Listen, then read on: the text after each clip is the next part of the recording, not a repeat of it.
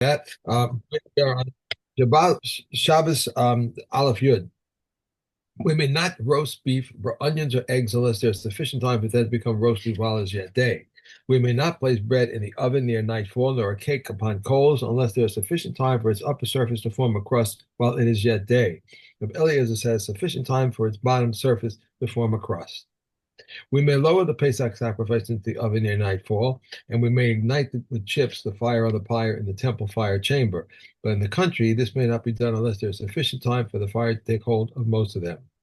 But Yehuda says with charcoal is permitted as long as there's sufficient time for the fire to take hold of any amount.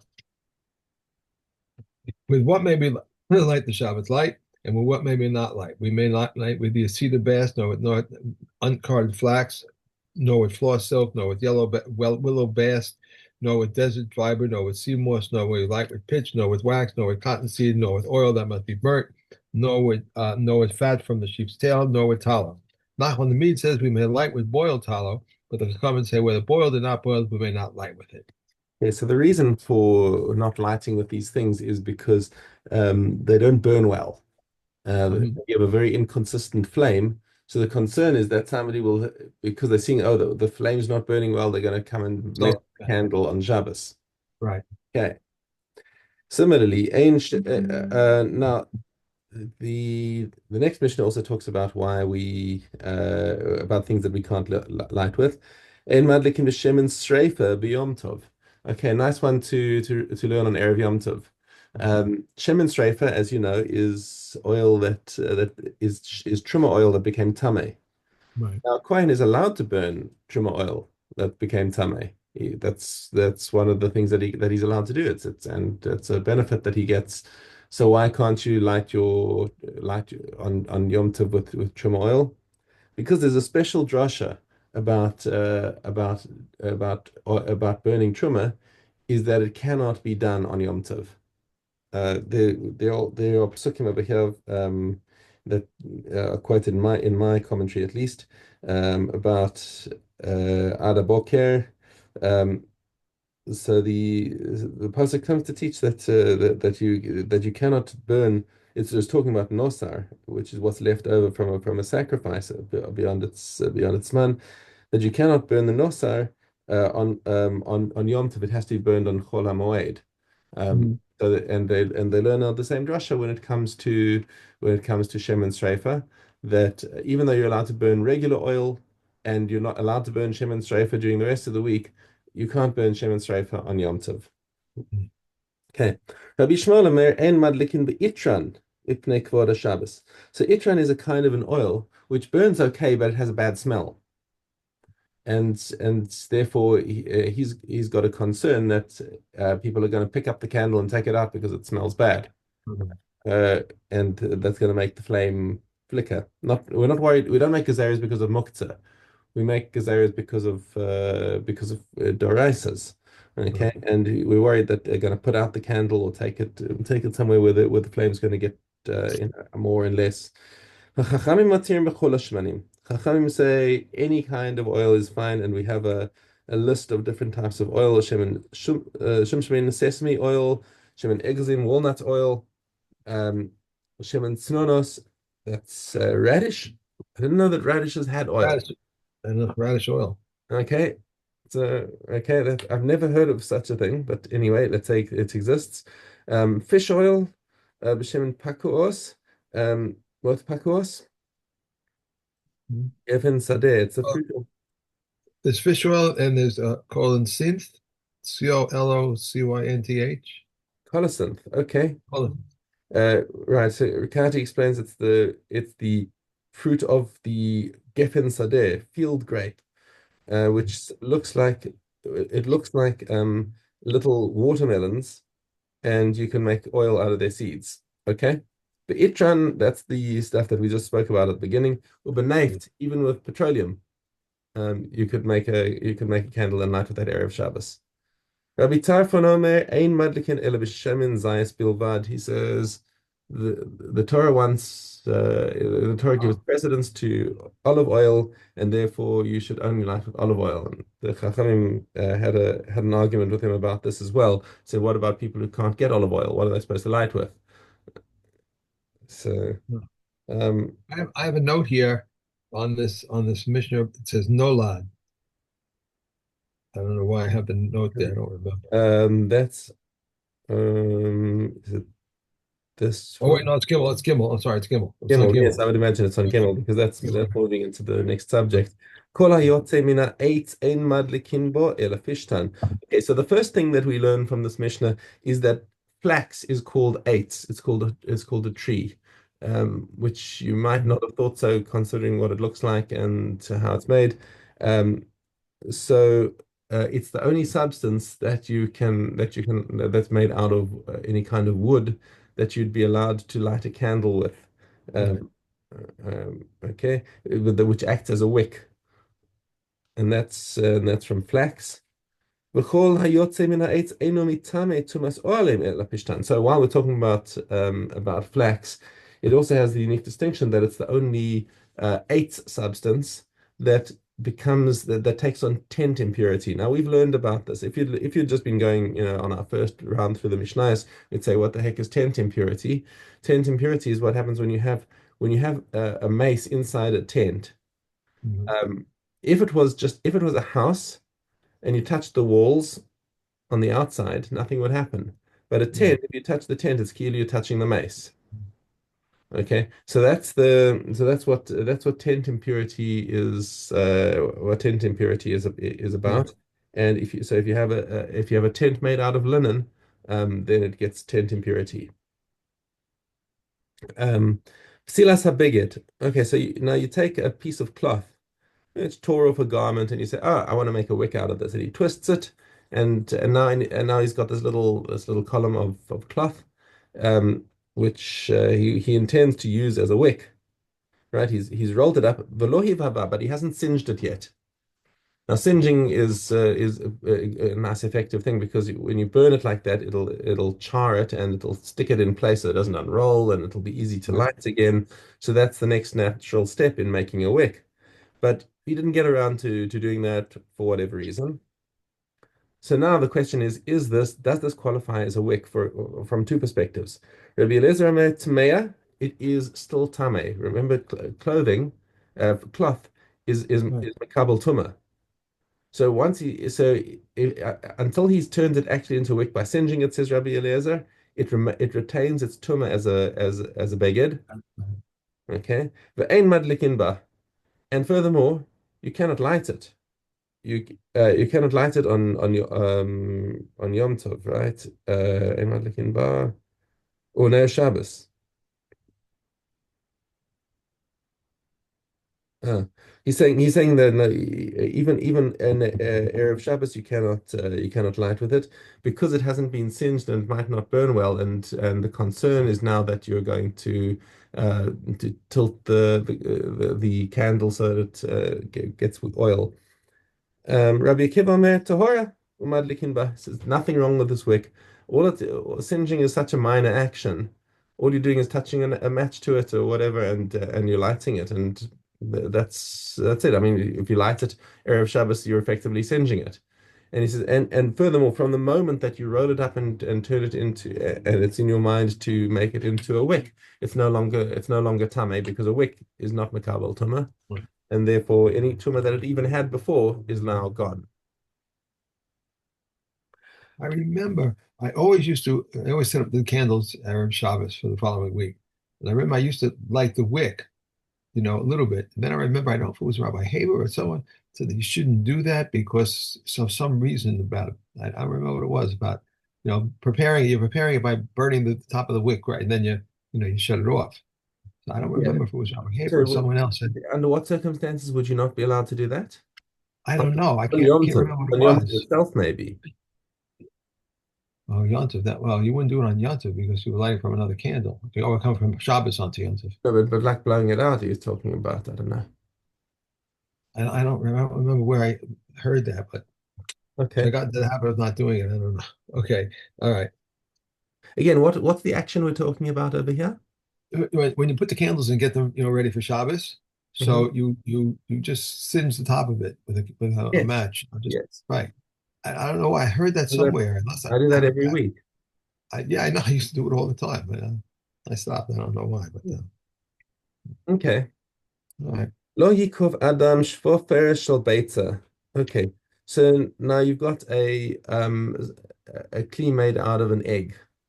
Hmm. Okay, and and the way he's done it is he's punctured a hole in the bottom of the shell, All right. so you can fill it with oil, Itnin al pianer, and he puts it um, by the side of the candles, so that's an extra reservoir. Bishvil hey menatefes. So maybe the receptacle for the oil in the candle is not big enough, so he makes this big egg and has the oil dripping out of it into the candle. אפילו and even if the um even if it's made out of cheres, even if the candlestick Right. is made out of cheres, you cannot do this. Why can't you do this? Because the concern is that somebody's going to look at this and see, oh, it's a separate kli. This egg is a separate kli. Let me take some of the oil out of here and use it for something else. I'll use it for my salad. Okay, that is actually a din in mechaber. You're effectively extinguishing the candle because that oil has already been designated as part of the fuel for the candle. And now if you take it out, you're going to cause the candle to go out earlier. That's a concern of mechaber. Rabbi Yehuda matir. Rabbi Yehuda says this is fine. We're not worried that anyone's going to do such a thing. I'm not going to make a gezer on it. Aval im chibra hayotze metchila. If if this is how the candlestick is actually made, that it's got this little reservoir on the side that will slowly drip oil out into into for the candle to burn. Now it's okay to use it because it's one kli. Anyone who sees it will recognize immediately that this oil over here has already been designated for burning, and you're not going to come to make any mistakes. Lo yimale adam es hakara shemen. So now here we've just got a plate, and he fills it with oil, and so it's not like an actual designated candlestick. A candlestick you can see is a candlestick that got the nice shape and it's designed as a candle. Here he's just sort of improvising a way of burning the candle, and he puts a wick on the in the end of the plate, so that so and the other side of the wick is dangling off the plate, and now you want to use that as a kind of a candle. V'yitner v'tzalaner. V'yitner rosh hapsila b'socha v'tifel shel Shabbos. And now it's going to draw the oil out of that for the same reason as above. We say you cannot do this because this doesn't look enough like a candle, and somebody's going to come and take oil out of this and be over on mechaber. Rabbi Yehuda matir for the same reason as he said above. I'm not concerned, and therefore no, and therefore he says there's no gezerah. Okay, halacha is like chachamim. Okay, Okay. Yeah. bikurim. Okay. Cool. Forum. Um, Gimel Bo. While the basket was still on his shoulder, and he read from "I profess this day to the Lord your God" until the end of the passage. Rabbi Yehuda says, "Until a wandering Aramean was my father. When he reached a wandering Aramean was my father, he took down the basket from his shoulder and held it by its rim. And the priest placed his hand underneath it and waved it and read from a wandering Aramean was my father until the end of the passage and placed it by the side of the altar. And he prostrated himself and went out. The pigeons which were on the baskets for burnt offerings and what they had in their hand they gave to the priests. Those near brought figs and grapes, and those far brought dried figs and raisins. And the ox went before them with his horns gold plated and an olive crown on its head. The flute played before them until they arrived close to Yerushalayim. When they arrived close to Yerushalayim, they sent before Wait, them and began to concur. hang I'm on. sorry, Did you skip? I skip was base. looking in Zion. I, Bikurim Gimel. You read Babel, right? oh, I just yeah, because I'm going the wrong way. That's why. All Ah, right. okay. Oh, I got it. All right. So we did the pigeons. Okay. This is Zion. Okay. Well, and I did You did Babel. Zion is Zion Zion now. is next. Zion is next. Okay. And originally, anyone who knew how to recited, and who did not know how to recite, they read it to him. And they refrained from bringing. They adjourned that it should be read to both those who knew and those who did not know. Okay. Sorry about that.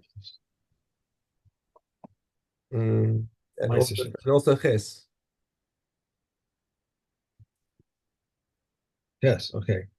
Um, the rich brought their Bikurim in silver and golden baskets, and the poor brought them in wicker baskets of peeled willow branches, and the baskets of the Bikurim were given to the priest. Okay. Okay. Okay, challah. Kala, base. Soil from outside the land which came to the land in a ship is liable to mice rosa until the seventh year. Rabbi Yehuda says, when? When the ship touches the ground. Dough which has been kneaded with fruit juice is liable to challah and may be eaten with unclean hands. A woman may sit and cut off her challah while she is naked, because she can cover herself, but not a man. If one cannot make his dough in the state of cleanliness, let him make it in kavs, and let him make it in while unclean. But Rabbi Akiva says, let him make it while unclean, but let him make it in kavs, where he designates by name the clean. So does he designate by name the unclean. He designates this as kala, and he designates that as kala, but kavs have no part in that name. If one makes his dough in kavs and they touch one another, they are exempt from kala unless they interlock. Reb Eliezer says even if he withdraws and places it into a basket, the basket combines for them for kala. Okay. And we go this. Gimel Yud. One who builds a wall between his own and the public way they may dig down to the rock. No, we're on. Let me just make sure about this one, but I think we are supposed to be on, as you said, Gimel Yud. Okay, Gimel yeah. Yud. Okay. One who builds a wall between his own and the public domain may dig down to the rock. What shall he do with the earth? He heaps it upon the public domain and then restores it to order. So Reb says Yeshua. Rabbi Akiva says, just as one may not cause damage to the public domain, so may one not restore it to order. What shall he do with the earth? He heaps it in his field in the manner of those who take out manure, and likewise if one digs a well, a trench, or a cave. And at first they said a man may gather wood and stones and herbs from his own, just as he may gather from his neighbors the large ones. When the number of transgressors increased, they declared that one should gather from the other, not as a favor, nor needless to say, stipulating the allocation of food. A field which was cleared of thistles may be sown in the eighth year. One which was improved, or one which was cattle fold, may not be sown in the eighth year. A field which was improved, Beit Shammai says one may not eat its fruit in the seventh year, but Beit Hillel says one may eat. Beit Shammai says one may not eat the fruit of the seventh year as a favor, but Beit Hillel says one may eat it whether he is or not. He regards it as a favor. Rabbi Yehuda says turn it around. This is one of the leniencies of Beit Shammai and stringencies of Beit Hillel. Yeah. Para. Okay. Yud Gimel. A jug of katos ash that touches Sheretz tahor. If he placed it on top of it, where Eliezer declares a tahor and the sages declare a tameh. If it touched food stuff, drinks, or holy scriptures, it is tahor. If he placed it on top of them, Ram Yossi declares a tahor and the sages declare a tameh. A person who is tahor in regard to mekatos who touched an oven, if he touched it with his hand, he is tameh, and if he touched it with his foot, he is tahor. If he was standing on top of an oven and stretched his hand outside the airspace of the oven with the flask in it, and similarly, if a pole is placed on top of the oven and there are two jugs, one on this side and one on that side, and Rekiva declares the contents of the flask and jug tahor, but the comments say the contents of the flask are tameh. If he was standing outside the airspace of an oven and he stretched his hands to a window, took the flask and passed it over the top of the oven, Rekiva declares a tameh, and the sages declare a tahor. But this person who is tahor for katos may stand on top of the oven with an empty utensil that is tahor for katos in his hand, and with the utensil filled with water that is not sanctified. Okay. If a flask, That's that it. was it. Right. Yeah. And zvachim. Okay. Aleph base. The flood of a disqualified katos offering does not require washing, whether it has had a period of validity or did not have a period of validity. Which blood has a period of validity? That which was kept overnight, or which was contaminated with tumor, or which was taken out of the courtyard. And which blood has not had a period of validity? That which was slaughtered with intent for beyond its time or out its place. Or that which disqualified people received it and threw its blood. If it's splattered from the neck of the offering onto the cloth, it does not require washing. From the horn of the altar, from the base of the altar, it does not require washing. If it spilled onto the floor and he gathered it up, it does not require washing. Washing is not required except for blood, which was received in a vessel and was fit for sprinkling. If it's spattered on a hide, if this happened before it had been flayed, it does not require washing. If after it had been flayed, it requires washing. These are the rub of Rabbi Yehuda. And Rabbi Eliezer says even after it has been flayed, it does not require washing. Washing is required only for the place of blood and for a thing which is fit to be separated with the tumah combination, which is fit for washing. Cloth, sackcloth, and hide all require washing in a holy place, and the breaking of the earthenware vessel must take place in a holy place. And the purging and rinsing of a copper vessel must take place in a holy place. And this is the stringency of the Katha's offering over most other holy offerings. Okay. Okay. And finally, The Dharam. Kesubos and well, let's finish Kesubos first So it's okay. and then do Nadarim. Okay. Yud Gimel Yud Aleph. No. If everyone can be compelled to go up to Eretz Yisrael, but no one can be compelled to go out. Everyone can be compelled to go up to Yerushalayim, but no one can be compelled to go out, both men and women. If one married a woman in Eretz Yisrael and divorced her in Eretz Yisrael, he gives her the coinage of Eretz Yisrael.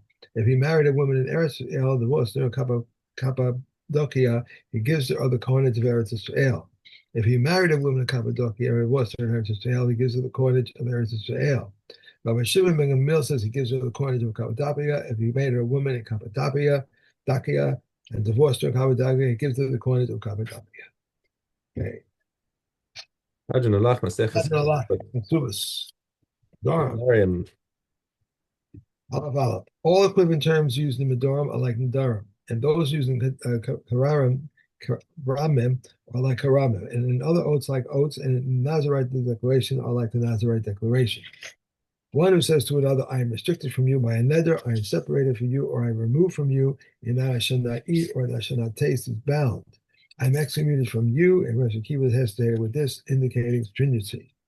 If one says, like the vows of the wicked, he has vowed concerning a Nazarite and offering in an oath. Like the vows of the scrupulous, he has not said anything, and like the devotional vows, he has vowed concerning a Nazarite and an offering. One who says to another, Kohanim, Kodak, or Kohanas, they are equivalent to Korban.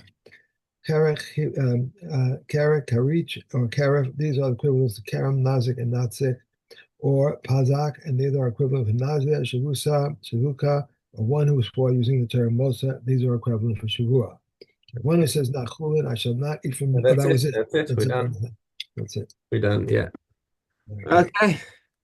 Have a great Yom. Enjoy. Wonderful to you too, and see you Hashem on Tuesday. On Tuesday. Okay, great. Thank Bye. you.